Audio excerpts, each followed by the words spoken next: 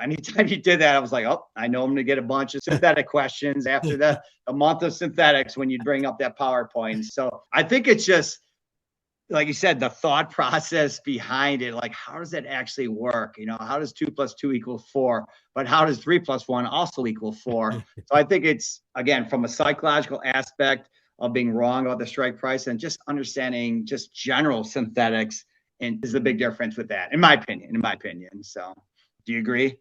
I do.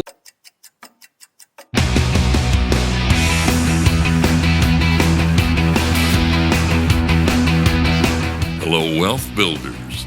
You're listening to Wealth Building with Options. Here's your host, Dan Passarelli. Hey, Wealth Building family. Welcome to episode 75, How Our Students Trade the Wheel. We have a special treat for you today. One of the things I try to bring our listeners as much as possible is some straight from the horse's mouth frontline experts who see parts of the wheel trading community that most people just don't have access to hear something interesting and useful you'd otherwise never have the opportunity to. Today, I'm going to share just that. Today, I have a guest many of you know, who is on the front lines, who talks with more wheel traders than anyone I've ever met, who teaches these strategies to beginners, intermediate traders, and the most advanced of traders. Yes, I am talking about none other than the head coach of Market Taker Mentoring and my friend, John Kmiecik.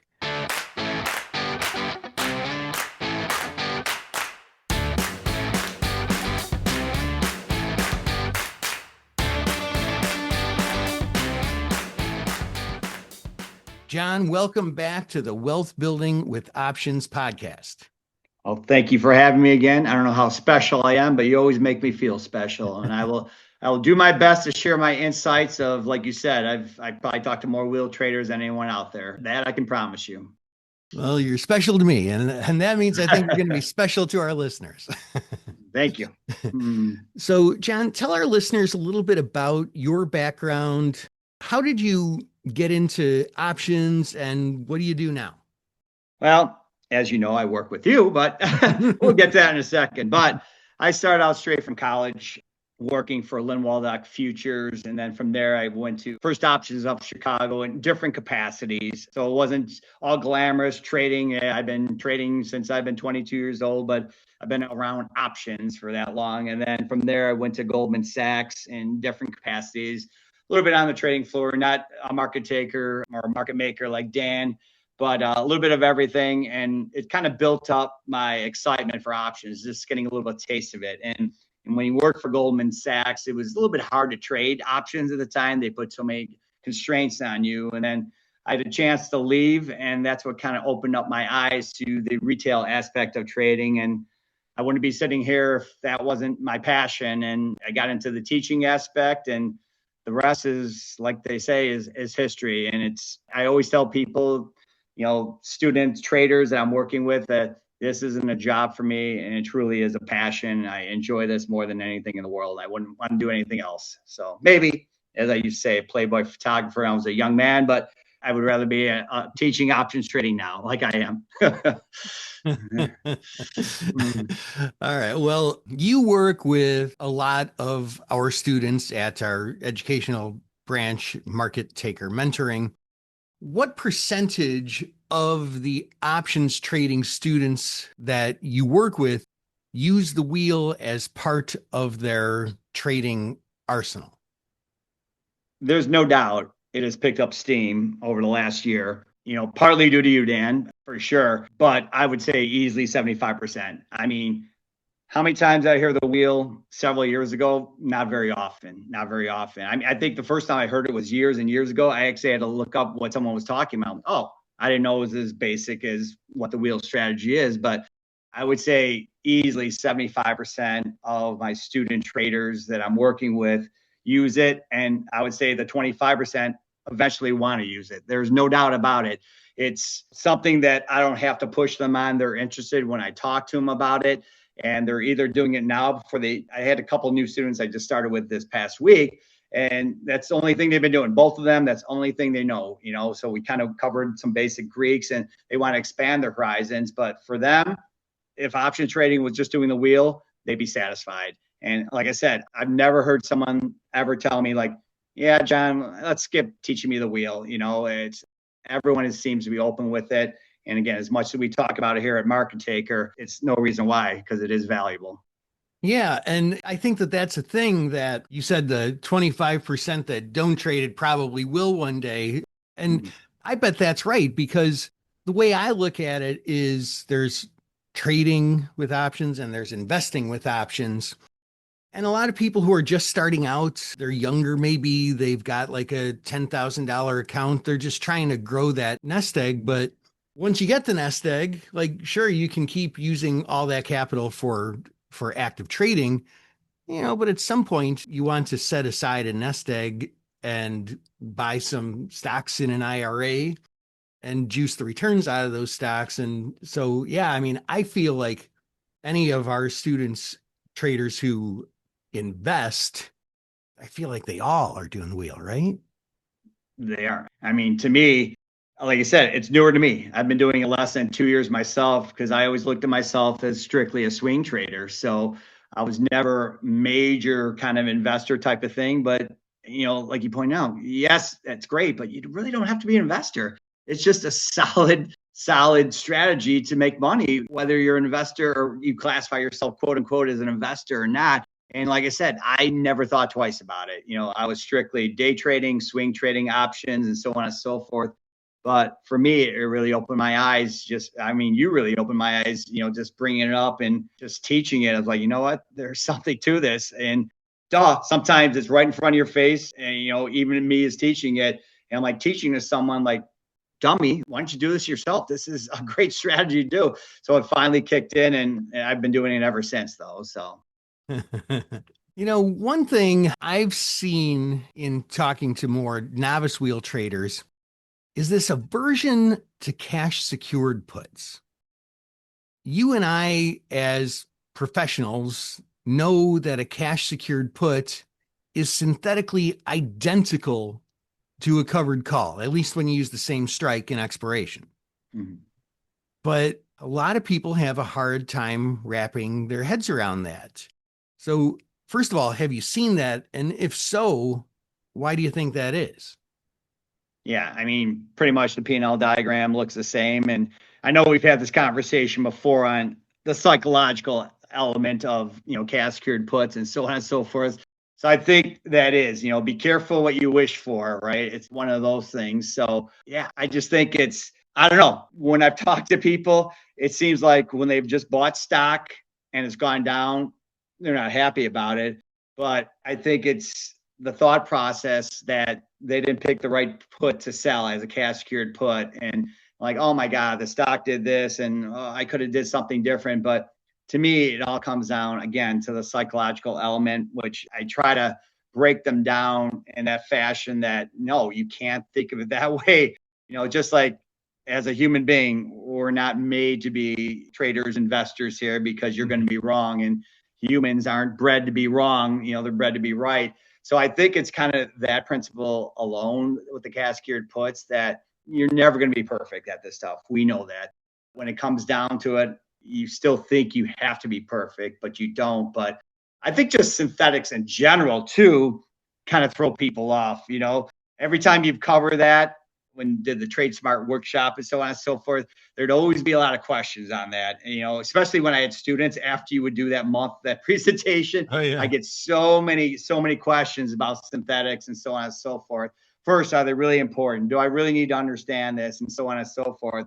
And we kind of talk about it. And I say, yes, are there other things as well? But yeah, but it's funny though. Anytime you did that, I was like, oh, I know I'm going to get a bunch of synthetic questions after a month of synthetics when you bring up that PowerPoint. So I think it's just like you said, the thought process behind it, like how does that actually work? How does 2 + 2 = 4? But how does 3 + 1 also equal 4? So I think it's, again, from a psychological aspect of being wrong about the strike price and just understanding just general synthetics, and is a big difference with that, in my opinion. So do you agree?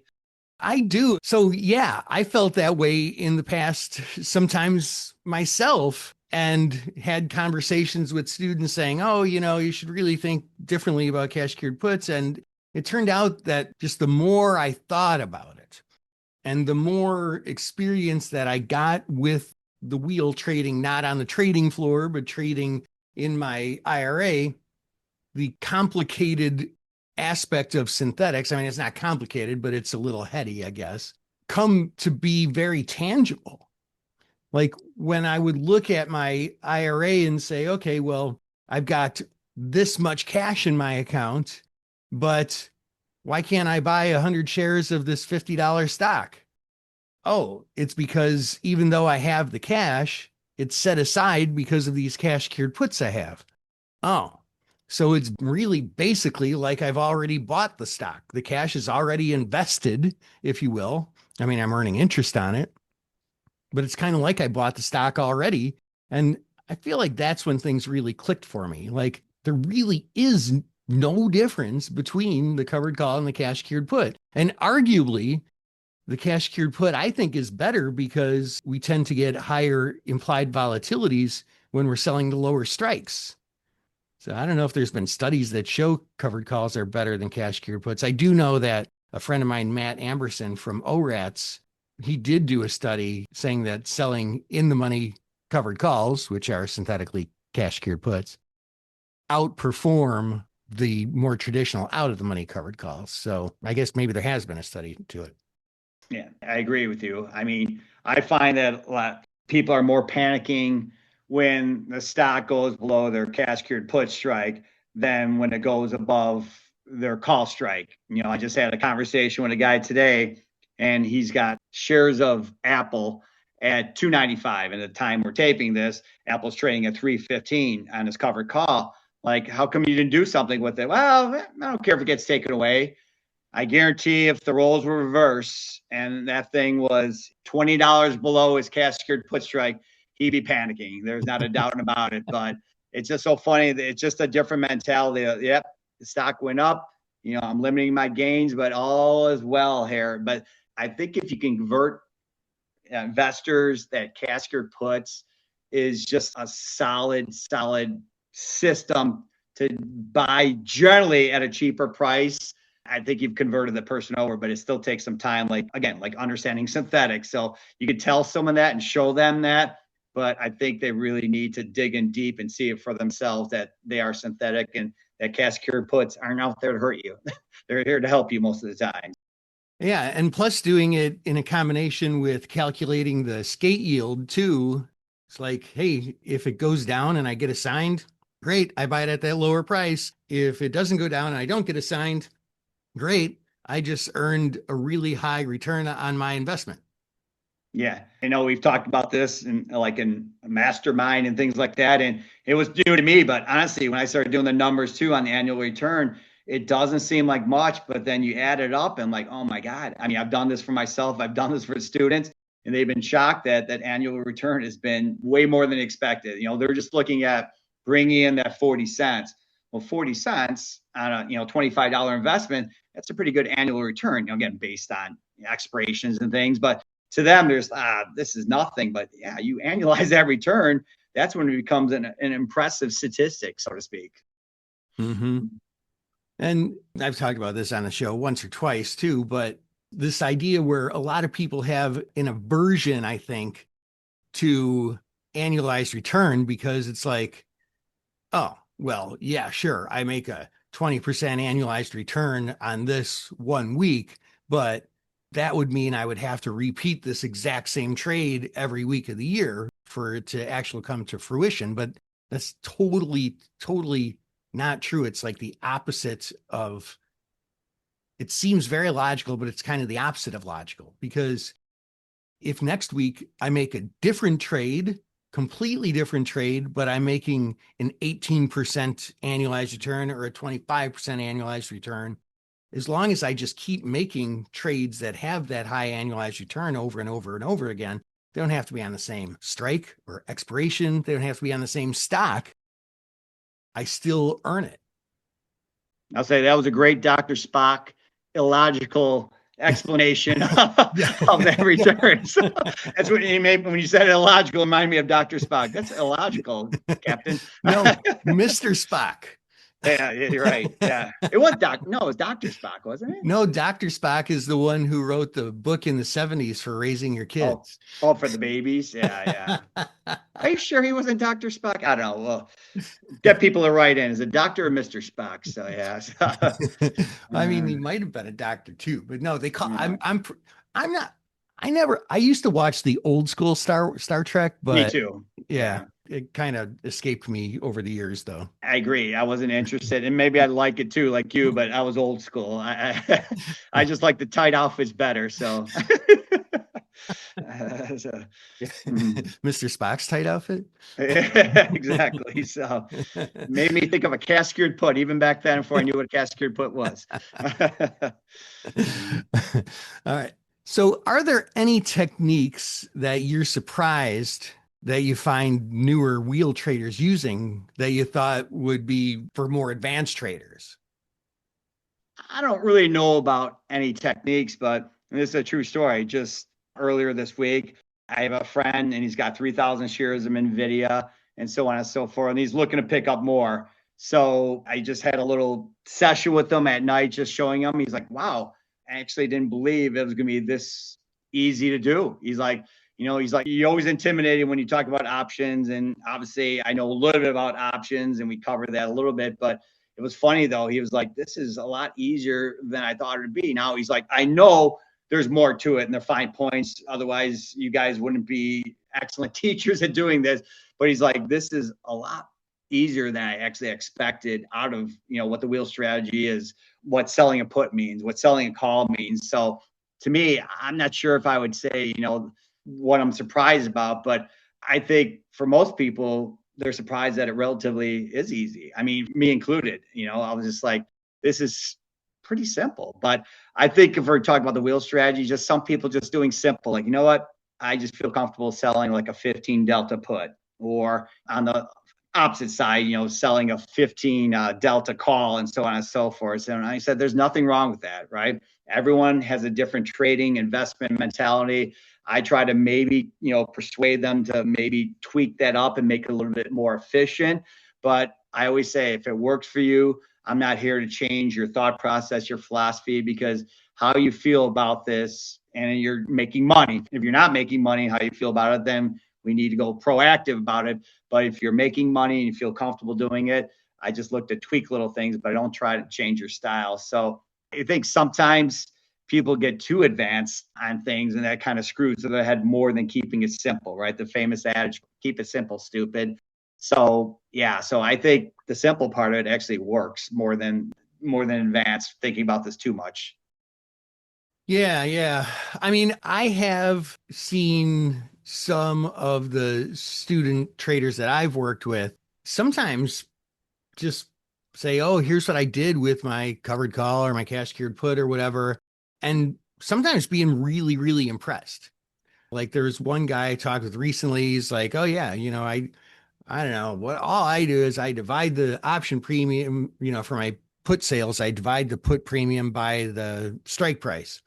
And I was like, hold on a second.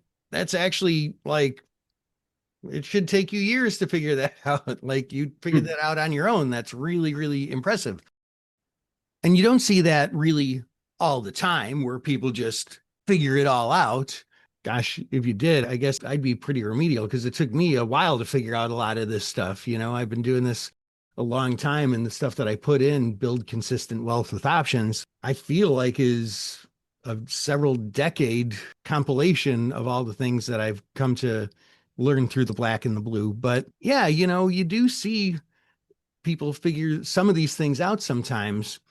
And it's because, like earlier you mentioned, hey, it's a simple strategy because it is a simple strategy, but everything simple until you really get under the hood and the nuances, you know. If you want to be really good at it, I think there's some things people need to figure out. And when they do on their own, I'm just so impressed. Yeah. No, I mean, I've had several people use Fibonacci's and things like that for picking their strike prices, and nothing wrong with that at all. So, I mean, again, makes them feel good. It's been working for them. Never going to try to change anything. Right now, obviously, we have the pass bands, which helps as well. So there's so many things that can help you in a more advanced stage, but take that all away. Can you keep it simple, like you said? Absolutely. Sometimes simple works best too. And okay, so as a follow-up to that, are there any techniques that you have seen conspicuously missing from the pantheon of techniques among retail traders that you're surprised they're not using? You're surprised they haven't figured out yet? You mean strictly with the wheel strategy, right?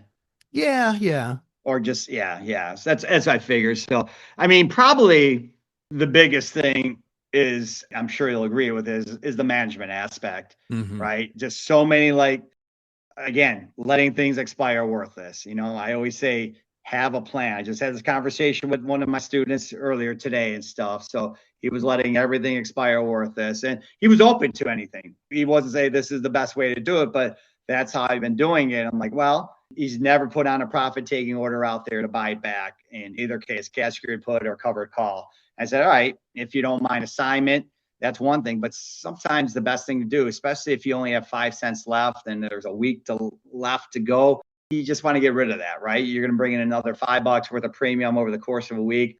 Let's start that. So to me, I would definitely say, and of course, this is what I live and breathe as a emotional, psychological trader that I like to focus on with so many of my student traders, is the aspect of taking that risk off the table, putting that money in your pocket, but just the pure management. So there's no doubt about it. I think people are doing the wheel strategy. That's what I've encountered that they need the most, is how to exactly. And a lot of times they'll say that, I'm like, you know what? I've been doing this, but I know there's a better way to do this, right? Between, Fibonacci numbers, delta, support and resistance levels. But really, it's more the management part that I focus on with them more than anything. And honestly, I probably have, but I don't think I've ever had a student that has had a set of ground rules of when he's going to buy back his call, when he's going to buy back his put. Has he really thoroughly thought through, do I want to skate on this, or am I looking for assignments? So it's crazy, but I would definitely say the management aspect has been the most overlooked part of the wheel by far. Oh yeah, man. And that's such an important part of the wheel. Gosh, I mean, I would say more than other option strategies, but no, it's the same with any option strategy. But I mean, gosh, yeah, that whole thing about buying to close options before they expire, that's a great one to add to the list. If we were to make a David Letterman top 10 list of these, that'd be a good one. Going way back. Yeah, I know. Like Star Trek days. I mean, I was thinking, as I was asking that question, I was thinking just looking at theta. I mean, to me, that's just such an easy thing to do. Which one of these options is better? Well, which one has a bigger theta? So simple and straightforward, and you'll definitely make better decisions by doing that one little tiny thing of just selling options that have bigger thetas. But yeah, we could probably fill out a whole top 10 list, but I don't know. Yeah, I looked up Spock while we're waiting here, and it just says Spock. It doesn't say Mr., it doesn't say Doctor. So we'll give each other 50% credit either way. So what was that? You know what I'm talking about the Dr. Spock book from the 70s? Oh yeah, that wrote the baby book or whatever. Yeah. What was that thing called again? Yeah, we can look at it. It's obviously easy to look up, but that was like the most famous baby book ever when that came out. So yeah. Then came What to Expect When You're Expecting. Yeah. My personal favorite, read from front to cover, cover to end 5 times at least. So yeah. All right. So what are the 3 most important things you think someone trading the wheel for investment income should know? It's kind of be a kind of a recap of what we just talked about already, right? Number one, don't be scared of it. It's relatively simple. It really is. If I can get some of my knucklehead friends to say this is pretty simple, that says a lot, right? They're simple Neanderthal men, and they're like, yeah, this is actually pretty simple, a lot easier than I expected, right? So, number two, not in any particular order though, as we just talked about a couple minutes ago, management, right? Just don't go in without, like, oh, this is simple. Well, even simple strategies need management with them as well. Now, of course, sort of advanced strategies, but this is still trading. This is still having a trading plan in place, following your management plan, so on and so forth. So, yeah, first it's simple. Don't be intimidated by it. Have a management plan in place. And then this is kind of maybe going a little bit forward, but it's really for everyone. It's for any type of option trader out there, right? It's just not for the wealthy. Oh, yeah. All right. Maybe you can't afford 100 shares of Micron to do the wheel strategy, right? So, but you could certainly, most people, not speaking for everyone here, as I say, I don't light my cigars with $100 bills myself, usually, unless I'm had a few more bourbons. So, but usually there's some stock available that could work. I know Dan's talked about it before. I've gone over with student traders as well, finding good opportunities on stocks that aren't $1,000 a share too. So I think that would be the three things, again, not in particular order, that I would feel is kind of the pantheon. Yeah, that's good stuff. I'm trying to think what my list would be. I mean, you can't go wrong with your list for sure. I imagine if somebody just asked me that, I'd probably have at least 2 out of 3 of what you just said. But I guess if I could add to it, gosh. Yeah, it's kind of like Family Feud. Man, I was gonna say that answer. You stole my thunder. Now I don't know what to say. I mean, I guess I'd say know your synthetics. Important. Yeah, good point. Do the math. Another good point. Yeah. And gosh, you already said management, so I guess just the opposite of management. Do your analysis for getting into the trade and make sure that you have an anchor. Make sure that you have a specific reason for the stock that you're own or looking to own, a specific reason for the strike price that you selected, a specific reason for the expiration you selected, because it does matter. It really matters a lot in the long run that you're selecting those optimal strikes. Yeah, technical analysis matters a lot in every aspect of option trading. I think people neglect that a lot in option trading because it's intimidating. The Greeks, calls and puts, and so on and so forth. But I just conversation about entering the wheel strategy today about looking for those support resistance levels. All right, my one student was asking about. He's like, oh, I like to sell a cash secured put for let's make up an example, 80 cents, and if it doesn't get filled, I just let it sit out there. He's like, is that a good technique? Well, I'm like, is it a good technique for you? Yeah, but I also said maybe look at some technical analysis, right? What has a better chance of happening? Is it a better chance that the stock could move higher based on maybe a support level, expecting to move higher? That's where you might just want to say, want to get in here. But if it looks like it may pull back and your number might get filled, right? It's trading at 75, you're looking to bring in 80 cents on that cash secured put. Maybe obviously wait a little bit to see if you get filled based on probability on technical analysis that the stock might move a little lower and that put premium might increase to hit your level that you're looking to sell. I would kind of add that as well. I can't get away a session here without talking about technical analysis and the emotional parts of trading. It's just bred in me. I have to do it. Oh yeah. You know what? That should be another episode we do soon. You should come back on and talk about the emotional aspects of trading. That would be great. Yeah. All right. I'm in. Another couple weeks. I think we should do it.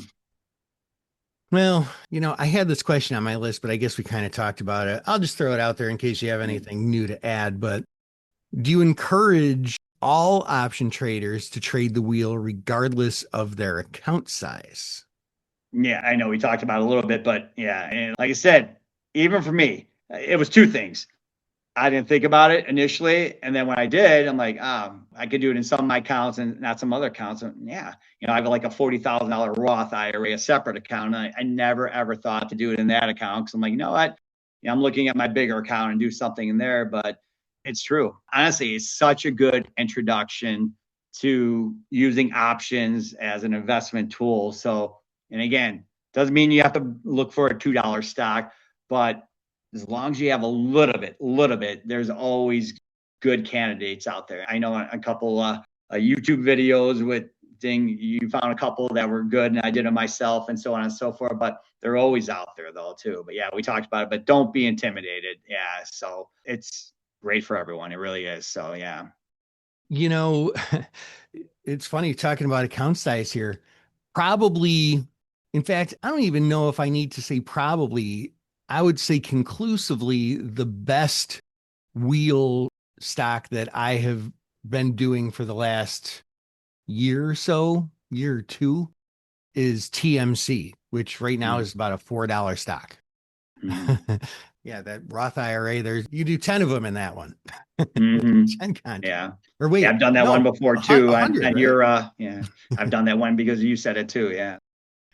Yeah. I mean, gosh, I pretty much own that stock for free at this point.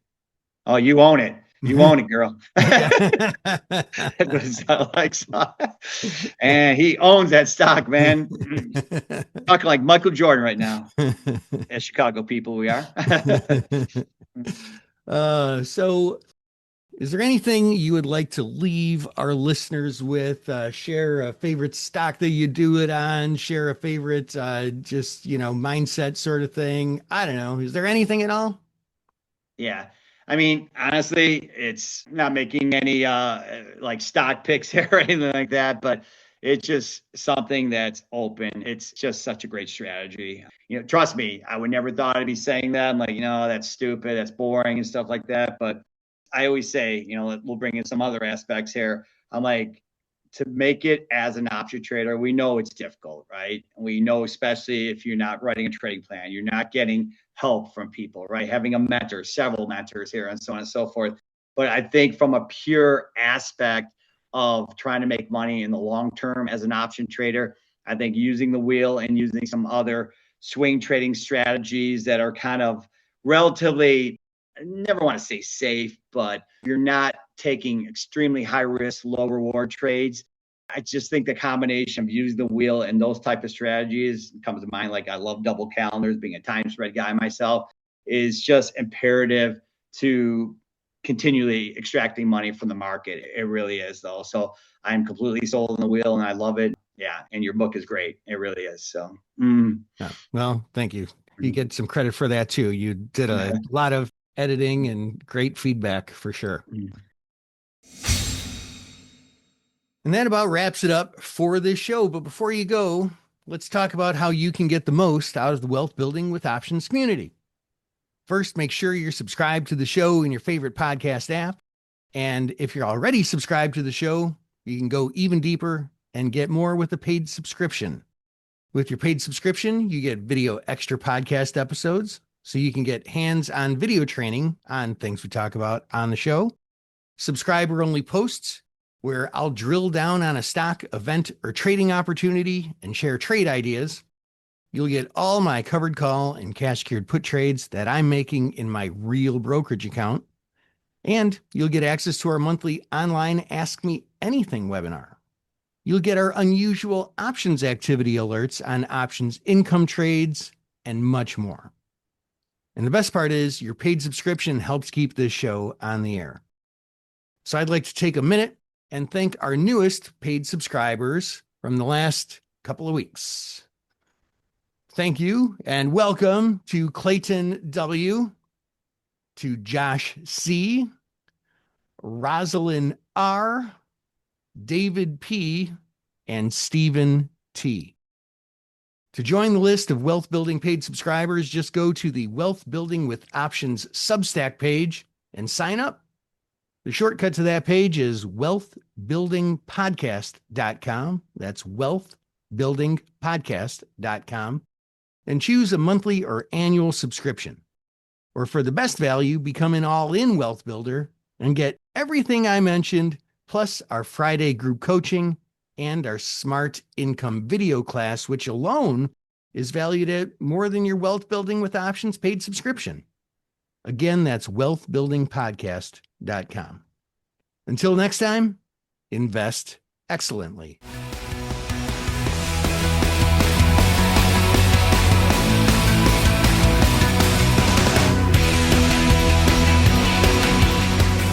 Options involve risk and are not suitable for all investors. Before buying or selling an option, read characteristics and risks of standardized options. A link is provided in the show notes. To learn more about your host, Dan Passarelli, please visit markettaker.com.